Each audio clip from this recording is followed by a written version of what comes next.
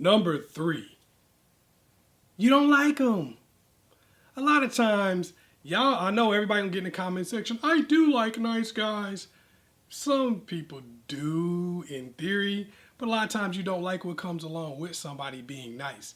People say they don't like drama. Everybody like, I don't do drama. But have you ever noticed the person at work or the person you know that always says, I don't do drama, is the most dramatic person you ever met in your life? They're the person that's tripping over a parking space. See, I don't do this drama. Y'all going to have to give me my parking space. But you're creating the drama over the parking space. Get it together.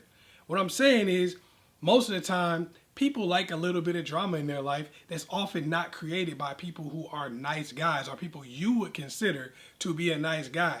Most of the time, someone you consider to be a nice guy is somebody who's kind of just melting into whatever it is you want to do. That's what you're using as your litmus test for being nice. You're saying nice is basically you wanting what I want. Well, if they want exactly what you want, where's the conflict? And when you don't have the conflict, a lot of y'all gotta be real, you get bored. I know the comment section is gonna say no one gets bored with nice guys. I get it. Okay, we know nobody really gets bored with nice guys. I'm just talking. We get it. All right. But for those imaginary people I'm saying that I'm talking about, when you get bored with these nice guys, the reality is it becomes a situation where you don't like them a lot of times. You seek out somebody who's going to give you a challenge, and a lot of times they're giving you a challenge because they got more women, because they're not just going to give you exactly what you want right away, and that's who you become more attracted to and you gravitate towards. Number 4, too nice.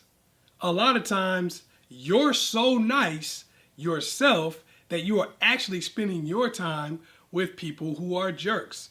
You're trying to be so nice, you're trying to be so cool, you're trying to give, and sometimes people who are jerks aren't even people you're in a relationship with. Sometimes they're your friends, sometimes they're your family members, and all the other people who are using you and piggybacking you and taking away from the opportunities that you would have in your personal life.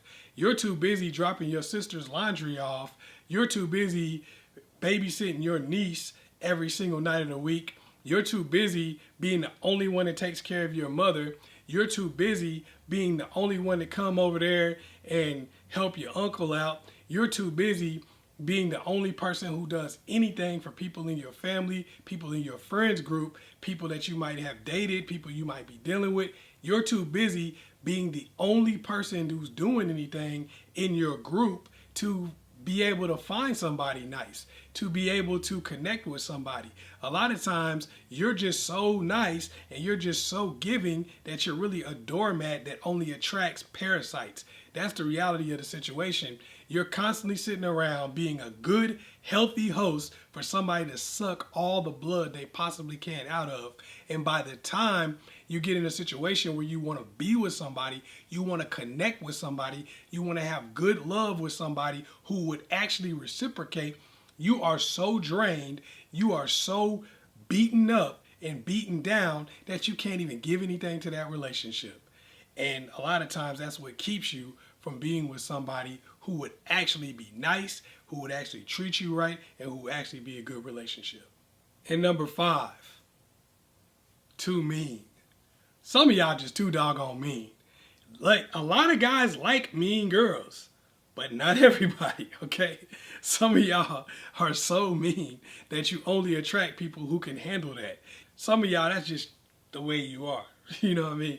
And you might need to work on that a little bit. I'm going to keep it real with you. Or you might need to just stop trying to get people who are so nice and try to win over somebody who is not so nice. You see what I'm saying? Somebody who can take it. Some people who have the self-esteem and the ego to take some of your meanness. Because somebody who's really nice and they really put women on a pedestal, a lot of times they just can't absorb some of the negativity that a person who's already got a big ego, already got their chest stuck out, already feels like they're the shit, already feels like they can get any woman that they want.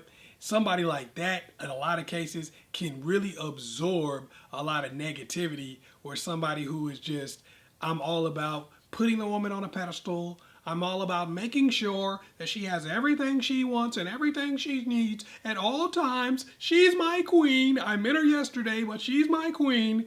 That type of dude generally cannot take a lot of meanness, a lot of negativity and a lot of things you might say to him. Whereas a guy who kind of got his chest stuck out, got a lot of girls, most of the time, they're not going to really care because they're like, hey, if you get too bad or you go too far, deuces. Feel me? All right, hopefully I was able to help you out.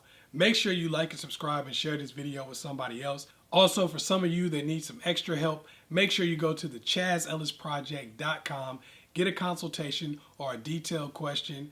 Also, I do profile reviews just so you can see what you're doing right and what you may be able to do a little bit better. It's your man, Chaz Ellis. Peace.